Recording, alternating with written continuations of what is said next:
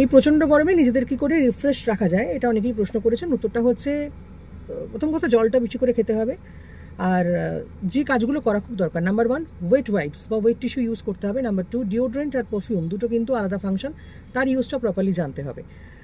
Number 3 কখন hard আর কখন mild perfume use করবেন সেটা বুঝতে হবে। কারণ অনেকে বলতে পারেন আপনি গাড়িতে করে যাতায়াত করেন বলে আপনি বলছেন এইগুলো ইউজ করার। প্রথম কথা, এই যেগুলো ইউজ করতে পারলাম সেগুলো সবই বাজেট ফ্রেন্ডলি, এগুলো মানুষ ইউজ করতে চাইলেই করতে পারে। যারা পাবলিক ট্রান্সপোর্টে চলাফেরা করে তারাও নিজেদেরকে কী করে রিফ্রেশ রাখতে হয় তারা জানে। এখন ঘটনা হচ্ছে, গাড়ি তো আমার কেবিনের ভেতর ঢোকে না, সুতরাং সেটা বাইরেই থাকে। ওটা চলাফেরা করার একটা মাধ্যম, কিন্তু নিজেকে রিফ্রেশ রাখার ব্যবস্থা নিজেকেই করতে হয়। আর একটা কোথাও কারোর সঙ্গে দেখা করতে গেছেন, সেখানে আপনার গাড়িটা বিদিকিচ্ছিরি ভোটকা গন্ধ বেরোচ্ছে বা একটা বিদিকিচ্ছিরি মোজার গন্ধ বেরোচ্ছে, সেটা মোটেই আপনার জন্য বা আপনার কাজের জন্য খুব একটা সুখকর হবে না। নিজেকে ঠিক রাখার জন্য নিজেকেই ব্যবস্থা করতে হয়, এবং এগুলো বাজেট ফ্রেন্ডলি, এগুলো ইউজ করার অভ্যেস